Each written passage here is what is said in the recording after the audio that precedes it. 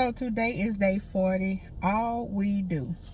If I give away all I have, and if you deliver up my body to be burned, but have not love, I gain nothing. So now faith, hope, love abide. These three, but the greatest of all is love. 1 Corinthians 13:13. In 1 Corinthians 13:3, Paul lists acts of unmitigatable generosity, such as giving away all his possessions to the poor, and unthinkable act of submitting our bodies to the flames of agonizing martyrdom, and tells the church that if such as an act are not motivated by love, they will add nothing to the giver. He is driving his point home. Everything minus love equals nothing. So basically, he is letting you know that people giving away things, yes, you can give away those things.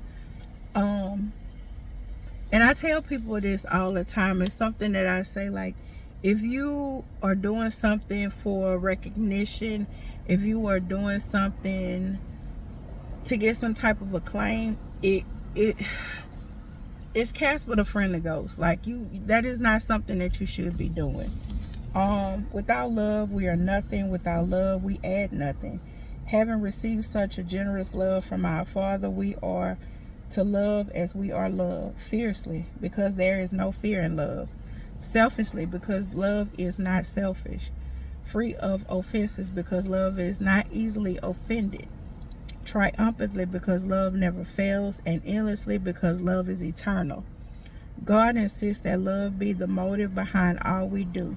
This is a sobering picture. In all honesty, only eternity will accurately weigh our motives in this matter. I readily admit that my own life may have an alarming heap of words and deeds void of eternal value. There is no reason you should not learn from my mistakes. Like so much treasure that is like so many treasures that is consumed by the catalyst heat of fire, your works will one day be refined by intense light of God's presence as your motives are revealed. Because I am fiercely loved, love is my motivation.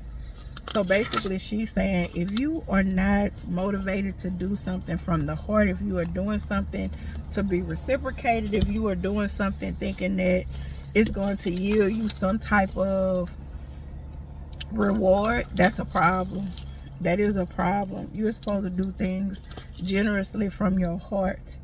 And one thing that I did learn from this young lady that was on Twitter, this was before it turned to X, it was Twitter. She said that, I'm not sure if her mother was deceased or if her mother's still living, but she did say that her mother always, y'all, my hair's getting caught on the little pearls, but she always said when it was time for her to pick her mate, she should always say the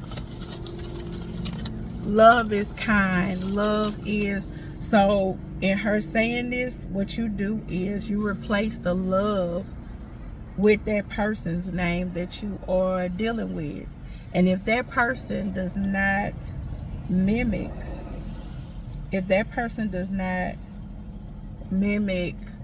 what saying what love is, that person is not for you, because that is not truly love.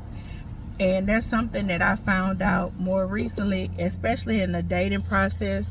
I've been speaking with somebody for a while, and God had been giving me sign after sign, and I feel like when God gives us those signs, we need to listen. And I was told several times that person was not the person for me. I also feel like if I have to repetitively, I'm sorry, y'all, I'm by the airport, but if I have to repetitively, because I'm a person, I look at actions. That's how my parents raised me. You look at a person's actions. Person's actions is going to tell you how they feel about you. So if I tell you, hey, this is something that you do and I don't appreciate, and you continue to do it, I feel like you have no respect or no understanding for who I am as a person.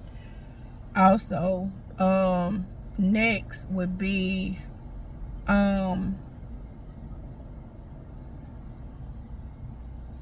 my next thing would be, it's hard for me to be in a relationship with someone if I don't see you making steps. So I know we're supposed to make steps, and that person will always inform me, hey, you don't do this, this, and this. And I'm like, I feel like in love, or even in is some form of reciprocation that should happen. And I feel like that reciprocation didn't happen, so there had to be a separation. So it is what it is, and we just start over. I should have went over to my old job. I'm about to see, because I know she's talking to people here. So I wonder if I'm gonna go see if the people at my old job are at work, because I miss seeing them, y'all. Like I do. I used to work at Bureau of Community Preparedness, which is crazy, and I was a secretary, y'all. That is hilarious. That was some of the funniest days of my life. I don't think they called it a secretary at that time. It was like admin something, but that's what I did, and I absolutely met some great people. I have had me some jobs in my life, and my coworkers laugh all the time, because anytime we go somewhere, I know somebody. You know, I get stuff done. That's why I tell people all the time.